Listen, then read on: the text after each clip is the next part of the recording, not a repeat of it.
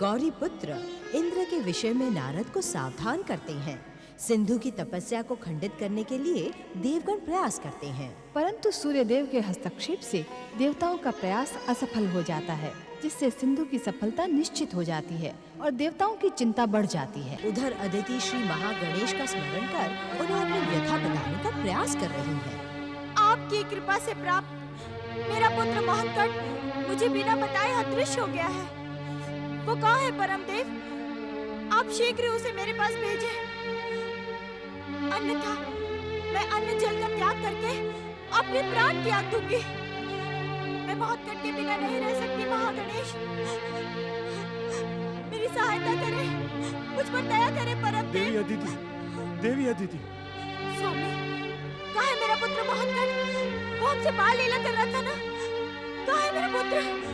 देवी अदिति, पुत्र मोहनकट का हमसे दूर चले जाना उसकी बाल लीला नहीं, अवश्य ही परम देव श्री महागणेश की कृपा से हम वंचित हो गए हैं। देवी, ये आप क्या कह रहे हैं स्वामी? देवी, मैंने इस पर्वत प्रदेश के सभी क्षेत्रों में जाकर मोहनकट की खोज की, आसपास के आश्रमों में जाकर उनकी पूछताछ की, परंतु किसी ने भी मोहनकट के विषय में कुछ भी नहीं बताया। अदिति, कुछ भी नहीं बताया। यदि मेरा मोहनकट लौट कर ना आया तो मैं अपने प्राण त्याग दूंगी। मैंने श्री महागणेश को साक्षी मानकर ये प्रतिज्ञा की है कि मोहनकट के लौट कर आने तक मैं अन्न जल ग्रहण नहीं करूंगी। अपने आराध्य को प्रतिज्ञा के बंधन में बांधना उचित नहीं होता है।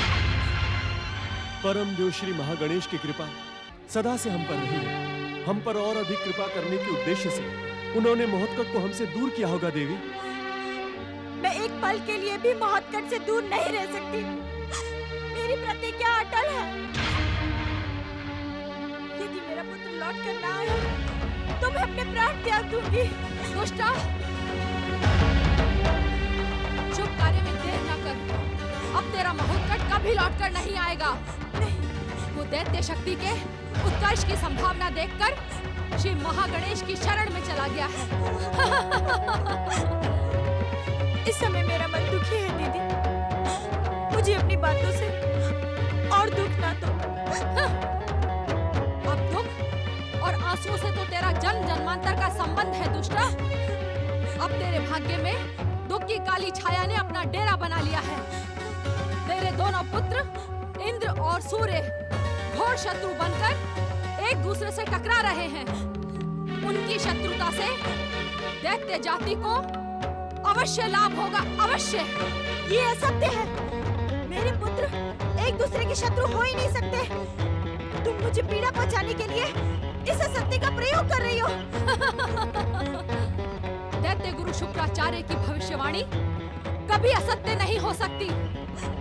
अब तुझे मुझसे शत्रुता का दुष्परिणाम भोगना ही होगा। दीदी, तुम ये उचित नहीं कर रही हो। मोहनकट के चले जाने से वैसे ही हम व्यथित हैं।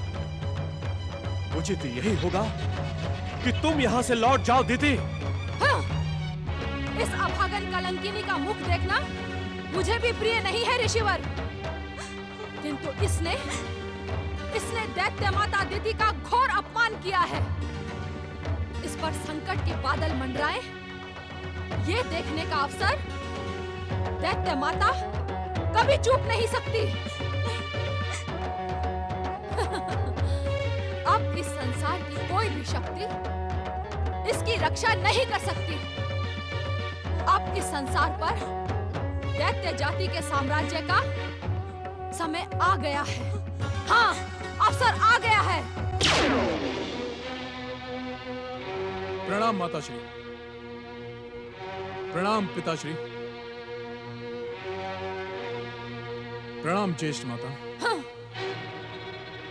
पुत्र इंद्र, क्या जो कुछ भी मैं सुन रही हूँ वो सत्य है? क्या तुमने अपने भाई सूर्यदेव के साथ शत्रुता प्रारंभ कर दी है? माताश्री, भैया सूर्यदेव ने मुझसे शत्रुता करके उग्र पुत्र सिंधु दैत्य को मेरे विरुद्ध वरदान देने का दृढ़ निश्चय कर लिया है। पुत्र, क्या सिंधु दैत्य सूर्य की निष्ठा से आराधना कर रहा है? हाँ पिताश्री। आराधना करने वाले को उसका प्रतिफल देना विधि का निश्चित विधान है पुत्र। सूर्य सिंधु दैत्य की आराधना का प्रतिफल देकर अनुचित नहीं करेगा पुत्र। ये जानते हुए भी कि उनके वरदान से देवताओं पर संकट आ जाएगा। संकट की चिंता करने वाले कभी आराध्य नहीं बन पाते पुत्र। संकट की चिंता राजनीति करती है। तुम्हारा भाई सूर्य संसार को प्रकाशित करने वाला और आराध्य भी है। आप कुछ भी कर लें ऋषिवर, आपके पुत्र इंद्र का स्वार्थ जगत विख्यात है। अपने स्वर्ग पर संकट देखकर वह कुछ भी करने के लिए संकोच नहीं करता। पुत्र इंद्र, तुमने सिंधु की तपस्या भंग करने का कोई अनुचित प्रयास तो नहीं किया? देवताओं का हर अनुचित प्रयास व्यर्थ हो चुका है। सूर्य देव की शक्ति के सम्मुख देवताओं को पराजित व अपमानित होकर भागना पड़ा है। क्या ये सत्य है इंद्र? तू कुछ भी कर ले दुष्टा, अब वो ही होगा जो मैंने कहा है। असुरों को स्वर्ग पर अधिकार करने से अब कोई नहीं रोक सकता। मैं देवांतक और नरांतक को प्रेरित करूंगी कि वे ब्रह्मा जी से वरदान प्राप्त कर सिंधु दैत्य से पहले ही स्वर्ग पर अधिकार कर लें, जिससे तेरे दोनों पुत्रों की शत्रुता का लाभ लंबे समय तक दैत्य जाति उठाती रहे।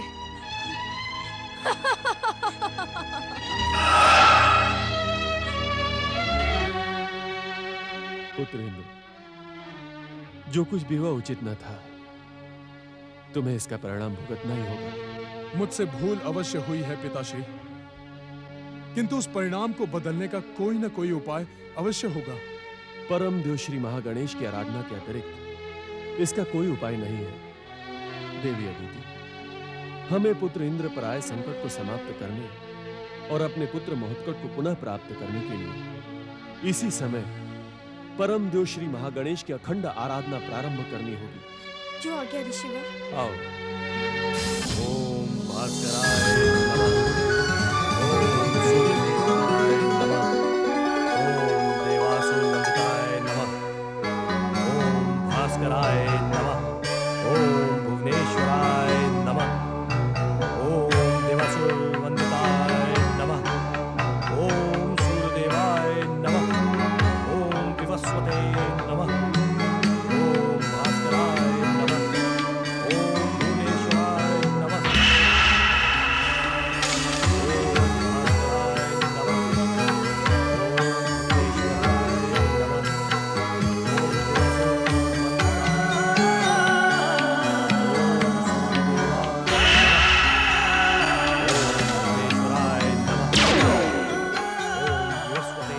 वत्स सिंधु, मैं तुम्हारी कठोर तपस्या से प्रसन्न हूँ। अपना इच्छित वरदान मांग लो। मैं तुम्हें वो सब कुछ देने के लिए प्रस्तुत हूँ जो तुम्हारी माता महारानी उग्रा मुझसे प्राप्त नहीं कर पाई थी। आंखें खोलो वत्स, आंखें खोलो।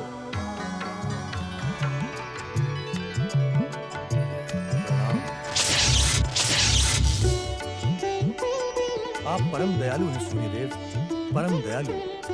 सूर्यदेव, क्या आप मुझे मेरा इच्छित वरदान प्रदान करेंगे? मेरी उपस्थिति इस बात का प्रमाण है सिंधु कि तुम्हारी तपस्या सफल हुई। तुम अपना इच्छित वरदान प्राप्त कर सकते हो। मांगो, क्या मांगना है? भगवान भास्कर, यदि आप मुझ पर प्रसन्न हैं और यदि आप मुझे वरदान प्रदान करना चाहते हैं तो मुझे ऐसा वरदान दें जो आज तक किसी भी असुर या दैत्य ने प्राप्त ना किया हो। मैं परम दैत्य शक्ति और त्रैलोक्य का साम्राज्य चाहता हूँ। मैं स्वर्ग, पृथ्वी और पाताल के साथ ब्रह्मलोक, वैकुंठ और कैलाश पर अपना आधिपत्य स्थापित करना चाहता हूँ। देवों को अपने वश में करके मैं संसार के सारे सुखों का उपभोग करना चाहता हूँ। सूर्यदेव, मैं आपसे अमरता का वरदान भी चाहता हूँ जिससे संसार की सभी शक्तियां मिलकर भी मेरा वध न कर सके। सूर्यदेव, आप मौन क्यों हैं? क्या आप मेरी कठोर तपस्या से प्रसन्न नहीं हैं? वत्स सिंधु, मैं तुम्हें पहले ही कह चुका हूँ कि मैं तुम्हारी तपस्या से प्रसन्न हूँ, परंतु मैं तुम्हें वे सब वरदान नहीं दे सकता जो तुमने मांगे हैं। अर्थात ना तो मैं तुम्हें त्रैलोक्य का साम्राज्य दे सकता हूँ, ना पूजनीय त्रिदेवों ब्रह्मा, विष्णु और महेश के आधिपत्य का अधिकार, और न ही मैं तुम्हें अमरता का वरदान दे सकता हूँ। जब आप मुझे कुछ दे ही नहीं सकते तो आपने मुझसे इतनी कठोर तपस्या करवाई क्यों? आपने मेरी शक्ति का इतना दुरुपयोग क्यों करवाया सूर्यदेव? तुम्हारी बातों पर तुम्हारी माता महारानी उग्रा की छाया दिखाई पड़ रही है। उसने भी कठोर तपस्या करने के बाद वरदान प्राप्त करते समय मेरा अपमान किया था। तुम भी मेरा अपमान करने की भयानक भूल कर रहे हो सिंधु। आपकी तपस्या करके मैंने अवश्य ही भूल की है सूर्यदेव। क्या तुम्हें मेरी तपस्या करने का पश्चाताप है? वैसा उत्साह भी नहीं है सूर्यदेव जैसा तपस्या प्रारंभ करने के समय था। तब तो मैंने शुक्राचार्य की उपेक्षा करके स्वयं को आपके चरणों में समर्पित कर दिया था। वो सब मैं जानता हूँ सिंधु, सब जानता हूँ, किंतु अपनी माता के ही समान तुमने ऐसे वरदान मांगे हैं जिन्हें देना मेरी सामर्थ्य में नहीं है। तो आपकी सामर्थ्य में क्या है सूर्यदेव? क्या मैं ये मान लूं कि आपकी तपस्या करके मैंने अपना समय नष्ट किया है? तुम्हारा समय नष्ट नहीं हुआ है सिंधु। तुम्हारी कठोर तपस्या के कारण मैं तुमसे प्रसन्न होकर तुम्हें पृथ्वी और स्वर्गलोक पर अधिकार करने का वरदान देता हूँ। मेरी कृपा पाकर तुम दैत्य सेना प्रकट करने और अतुल्य शक्ति के स्वामी हो जाओगे, परंतु सावधान, अपनी शक्ति का दुरुपयोग न करना, अन्यथा मेरा वरदान भी तुम्हारी जीवन रक्षा नहीं कर पाएगा। तुम्हारा कल्याण हो।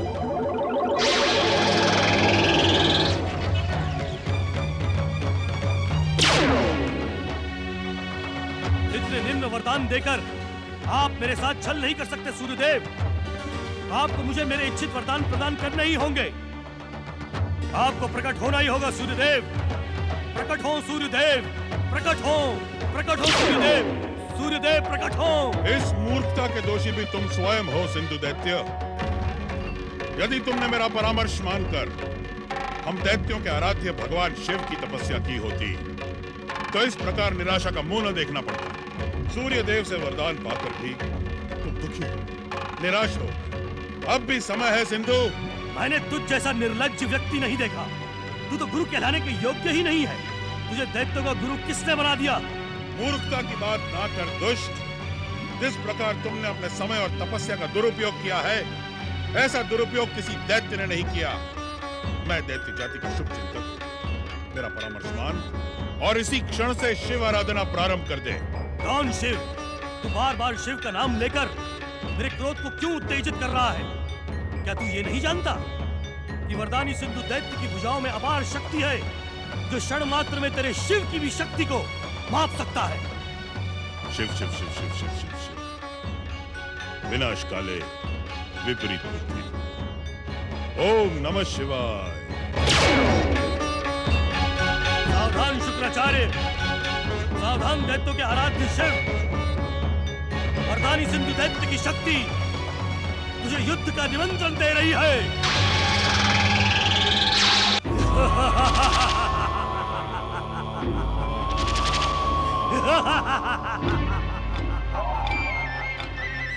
दैत्य सेना प्रकट हो, वरदानी शक्ति प्रकट हो।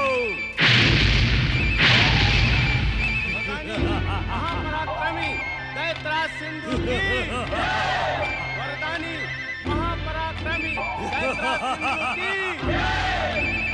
दैत्य वीरों, मेरी इच्छा मात्र से तुम्हें आकार प्राप्त हुआ है। मेरी ही इच्छा से तुम पृथ्वी और स्वर्ग को विजयी करोगे, परंतु उससे पूर्व मुझे मूर्ख शुक्राचार्य की चुनौती का उत्तर देना है। मैं देखना चाहता हूँ कि दैत्यों के आराध्य शिव कितने शक्तिशाली है। वरदानी महापराक्रमी दैत्यराज सिंधु की। वरदानी महापराक्रमी दैत्यराज सिंधु की। देवादिदेव महादेव भगवान शिव की। देवादिदेव महादेव भगवान शिव की। देवादिदेव महादेव भगवान शिव की। देवादिदेव महादेव भगवान शिव की।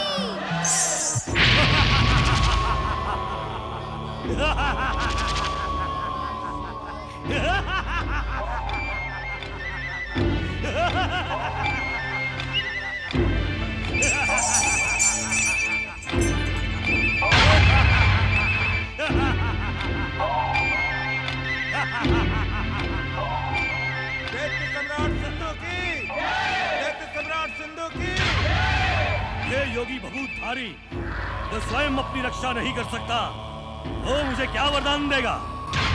मैं इसे उठाकर समुद्र में फेंक देता हूँ। शिव को समाप्त करके ब्रह्मा और विष्णु का अंत भी मैं अपने इन्हीं हाथों से करूंगा। त्रिदेवों का अस्तित्व समाप्त होते ही ये संसार सिंधु की आराधना करने पर विवश हो जाएगा।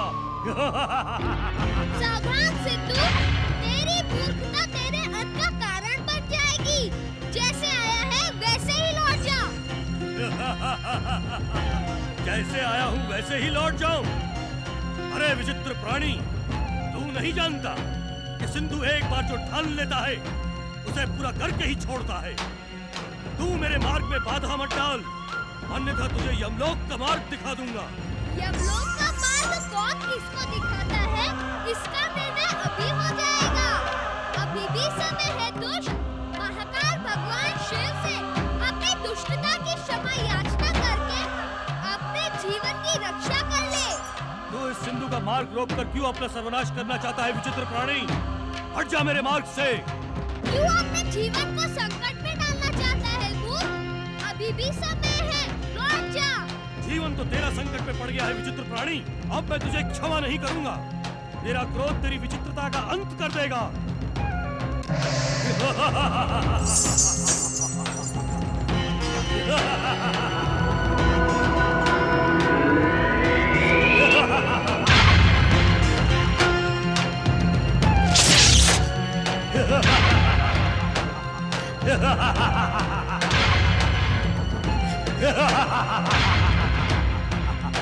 जय माता की।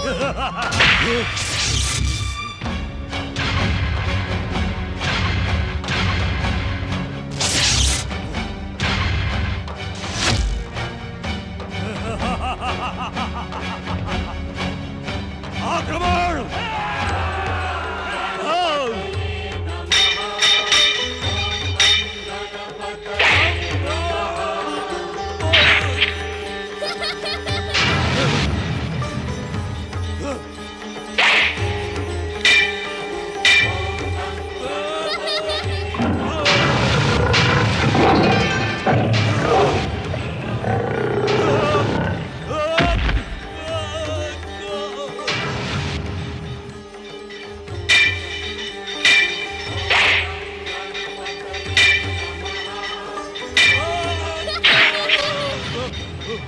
दुष्ट सिंधु, भूत, भविष्य और वर्तमान में संसार में कोई भी ऐसी शक्ति प्रकट नहीं हो सकती जो विश्वेश्वर शिव और त्रिदेवों को हानि पहुंचा सके।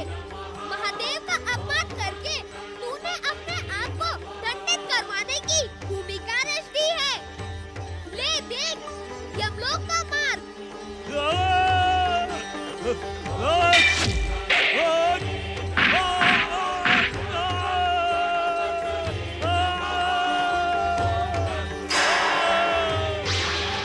मूर्खराज सिंधु, परम देव श्री महागणेश के विधान के अनुसार तेरा वध मुझ मयूरेश्वर के हाथों ही होगा, परंतु वह समय अभी दूर है। तेरी इच्छा पर मैंने तुझे यमलोक का मार्ग दिखा दिया। अब मेरी इच्छा पर तू सागर के अतल तल में अचेत रहकर अपने अंत की प्रतीक्षा कर।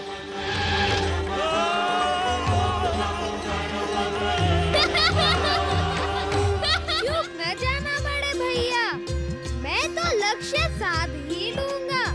यदि तुम चूक गए तो हिमाचल वाले यही कहेंगे कि छोटा भाई तो चतुर है, परंतु बड़ा भाई शिव शिव शिव शिव।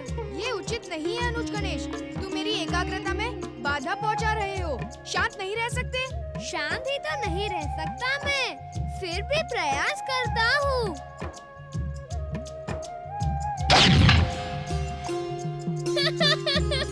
धन्य हो बड़े भैया, धन्य हो। क्या आपको महर्षि अगस्त्य के आश्रम में धनुर्विद्या विद्या की शिक्षा दी जाती थी? अब बातें बनाना बंद करो अनुज और अपना लक्ष्य साधो। मैं तो यही खड़े खड़े लक्ष्य वेध सकता हूँ बड़े भैया। यहाँ से लक्ष्य नहीं सधेगा गौरीपुत्र। साधक के मन में साधना के प्रति समर्पण हो तो लक्ष्य अपने आप ही सज जाता है भैया। सूर्यदेव रक्षा करें, रक्षा करें, सूर्यदेव रक्षा करें। भैया कार्तिकेय, क्या तुमने भी वही सुना जो मैंने सुना? तुमने क्या सुना अनुज गणेश? क्या तुम्हें समुद्र में डूबते हुए किसी दैत्य की चीत्कार सुनाई नहीं दी? सुनाई तो दी, परंतु तुम यहाँ समझ नहीं पाए कि वह दुष्ट दैत्य कौन था। क्यों कार्तिकेय भैया?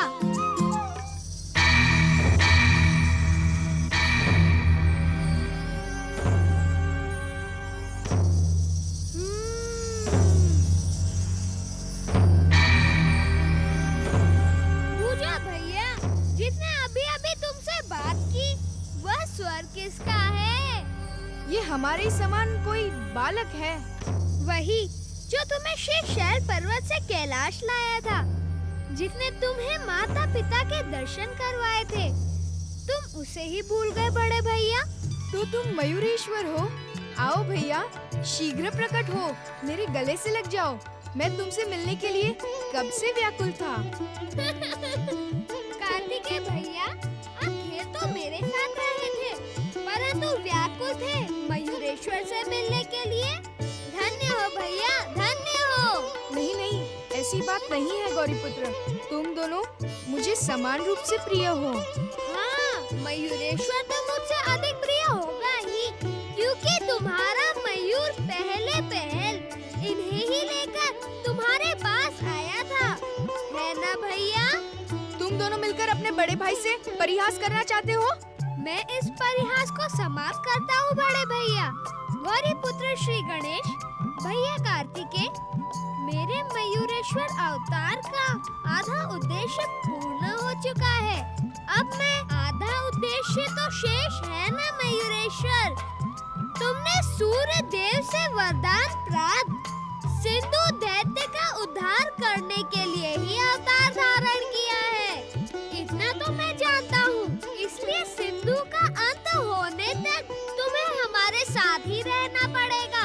इस समय तुम हमें छोड़कर नहीं जा सकते। परम देव श्री महागणेश के इच्छा अनुसार मैं तब तक अदृश्य ही रहूंगा, जब तक सिंधु दैत्य पुनः अपने वरदान का दुरुपयोग करने के लिए उपस्थित नहीं हो जाता। लंबे समय से माता पार्वती कैलाश पर नहीं है, तुम सब भी यहाँ हो। अब तुम तीनों कैलाश जाकर वहाँ का सूनापन दूर करो। मेरा तुमसे यही अनुरोध है। शीघ्र कैलाश पहुँचो भैया। माता पार्वती को लेकर पिताश्री की सेवा में पहुँचो। मयूरेश्वर का कथन उचित है गौरीपुत्र। अब तुम्हें माताश्री को लेकर शीघ्र ही कैलाश पहुंचना चाहिए और मैं श्रीशैल पर्वत की ओर प्रस्थान करूंगा। नहीं भैया, मैं तुम्हें नहीं जाने दूंगा। अब मेरे जाने का निर्णय तो माताश्री और पिताश्री ही करेंगे। यदि वे अनुमति नहीं देंगे तो भला मैं कैसे जा सकता हूँ? मैं माताश्री और पिताश्री से निवेदन करूंगा कि वे तुम्हें जाने की अनुमति ना दें। तुम तो जानते हो एकदंत कि मैं गुरुदेव की आज्ञा लिए बिना ही कैलाश चलाया था। अब ऐसे में उनसे अधिक समय तक दूर रहना उचित नहीं होगा। अर्थात तुमने शेषशैल लौटने का दृढ़ निश्चय कर लिया है। मैं समझ गया। क्या समझ गए गौरीपुत्र?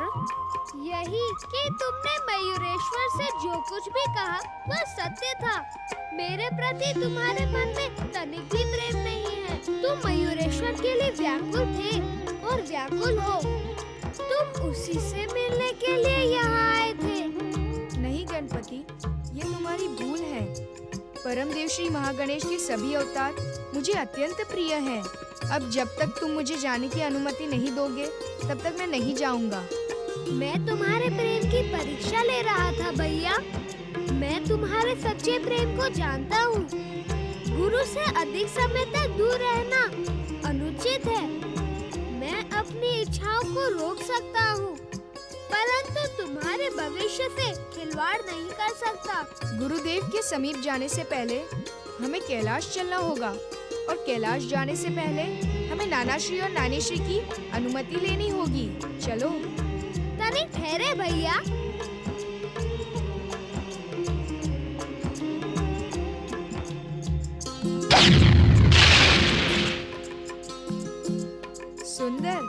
ही सुंदर गणेश। चलो।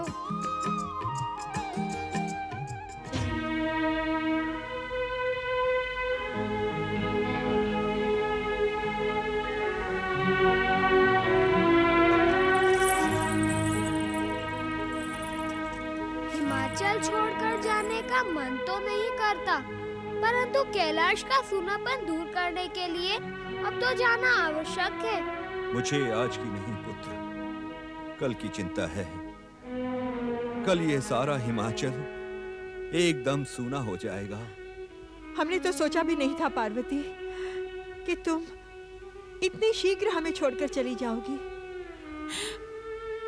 नानी श्री, मैं छोटे मुंह बड़ी बात कह रहा हूँ, इसीलिए मुझे क्षमा कर दीजिएगा। अब कोई माता अपनी पुत्री को सदा के लिए तो अपने साथ रख नहीं सकती ना। और आप तो जानती ही हैं कि माता के बिना कैलाश जीवनहीन हो गया है। नाना श्री, हम आपकी स्नेह छाया को छोड़कर जाना तो नहीं चाहते, परंतु कैलाश की स्थिति का अनुमान लगाकर हम तुम्हें रोकेंगे नहीं पुत्र, किंतु इतना अवश्य कहेंगे कि तुम तीनों के बिना यहाँ का जीवन एकदम निर्जीव हो जाएगा पुत्र, एकदम निर्जीव हो जाएगा। और हाँ, यदि संभव हो तो एक बार फिर शीघ्र चले आना यहाँ। अवश्य, यदि पिताश्री की इच्छा हुई तो हम पुनः आएंगे। आपकी पाकशाला के मोदकों और लड्डुओं का स्वाद मुझे स्वयं ही यहाँ खींच लाएगा नानी श्री। गजानन, हमने तुम्हारे लिए मोदक और लड्डू पर्याप्त मात्रा में रखवा दिए हैं। आप धन्य हैं नानी श्री। आप हमारा जिस प्रकार ध्यान रखती थी वह हम कभी भूल नहीं सकते। यदि मुझसे कोई भूल हुई हो तो। नहीं नहीं नहीं, तुम भूल कर ही नहीं सकते गजानन। अपने भैया कार्तिकेय का वचन तुम्हें स्मरण रखना होगा गजानन। तुम्हें शीघ्र ही हिमाचल लौट कर आना है। मेरी पाकशाला तुम्हारी प्रतीक्षा करेगी। जो आ गया नानी श्री। प्रणाम नानी श्री। प्रणाम नाना श्री। दीर्घायु हो पुत्र।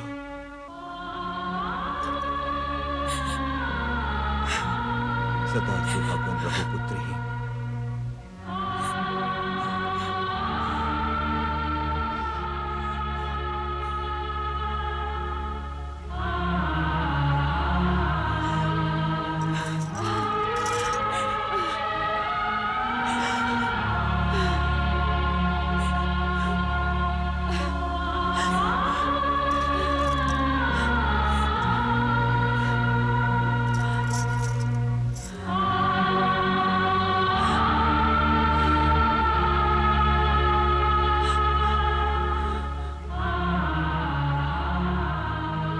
महारानी मैना, अब इनकी स्मृति और प्रतीक्षा में ही हमें समय काटना होगा।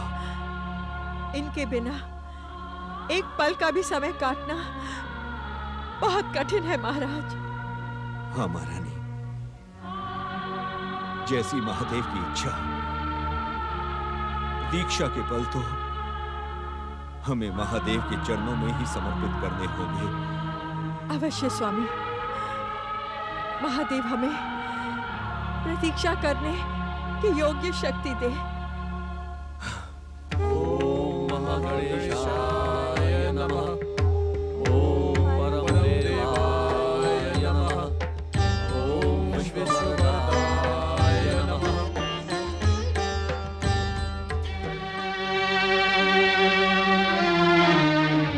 क्या हुआ स्वामी? देवी अदिति, अवश्य ही हमसे कोई भयंकर भूल हो गई है। अन्यथा इतने लंबे समय तक परम देव श्री महागणेश की अखंड आराधना करने के पश्चात हमें उनकी कृपा का अवश्य कोई संकेत मिलता। आप सत्य कह रहे हैं स्वामी। विश्व को वरदान देने वाले हमारे आराध्य परम देव श्री महागणेश हमसे रुष्ट हो गए हैं। ऐसे में हमारा जीवित रहना भी व्यर्थ है। नारायण नारायण। प्रणाम ऋषिवर। प्रणाम देवर्षि। प्रणाम देव माता अदिति। देवराज, ऐसा प्रतीत होता है कि परमदेव श्री महागणेश की आपकी अखंड आराधना सफल सिद्ध हुई। मैं कुछ समझा नहीं देव ऋषि।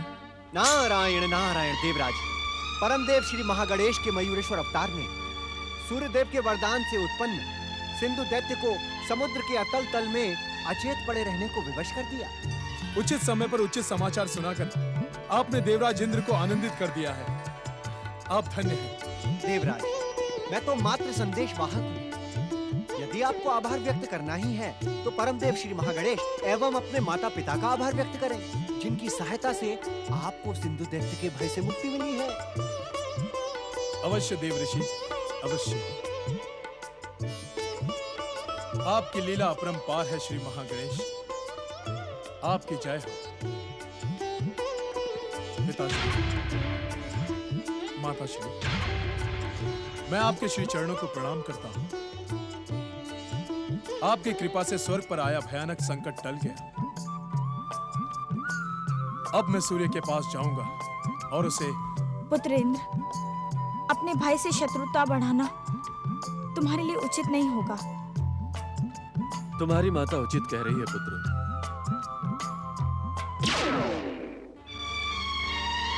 हमें इंद्र को रोकना होगा स्वामी। इंद्र और सूर्य के मध्य शत्रुता विनाशकारी सिद्ध हो सकती है। नारायण नारायण। देव माता अदिति एवं ऋषिवर, कृपया आप निश्चिंत रहें। परमदेव श्री महागणेश की कृपा से दोनों भाइयों को सद्बुद्धि प्राप्त होगी। शत्रुता का ये संकट मित्रता और प्रेम में बदल जाएगा। नारायण नारायण। ओम महागणेशाय नमः। ओम नमः शिवाय, ओम नमः शिवाय, ओम नमः शिवाय, ओम नमः शिवाय, ओम नमः शिवाय, ओम नमः शिवाय, ओम नमः। पति परमेश्वराय नमो नमः। आप लौट आई माता। कैलाश पर जीवन लौट आया। माता, अब कभी भी अपनी कृपा से हमें वंचित न कीजिएगा। मेरी कृपा सदा तुम्हारे साथ ही थी।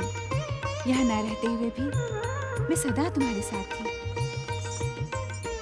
हे महादेव, हमारी प्रार्थना सुने, हमारी प्रार्थना सुने महादेव।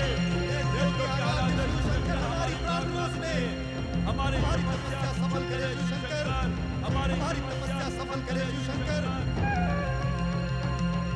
गजानन, ऐसा प्रतीत होता है कि इन दूर से आते हुए स्वरों को सुनकर तुम्हें कोई आश्चर्य नहीं हुआ? आश्चर्य कैसा बड़े भैया? यदि तुम अपनी दिव्य दृष्टि का प्रयोग करते तो तुम भी समझ जाते कि यह स्वर है किसका। हम तो दिव्य दृष्टि से देख नहीं सकते। ये किसका स्वर है श्री गणेश? यह स्वर देवांतक और नरांतक दैत्यों का है, जो देवों और नरों का अंत करने के लिए पाताल लोक से पृथ्वी आकर पिताश्री शिव शंकर से वरदान पाने के लिए तपस्या कर रहे हैं। तब तो हमें पिताश्री को सावधान करना होगा। किस लिए सावधान करना होगा कार्तिकेय? देवों और नरों का अंत करने वाले इन दुष्टों को पिताश्री वरदान देने ही न जाएं। इस बात के लिए माताश्री। आप कैसी बातें कर रहे हो भैया? क्या महादेव कभी असावधान रह सकते हैं? समाधि में रहते हुए भी वे तीनों लोकों की घटनाओं को प्रत्यक्ष देखते रहते हैं। हे महादेव, हमारी प्रार्थना सुने, हमारी प्रार्थना सुने महादेव।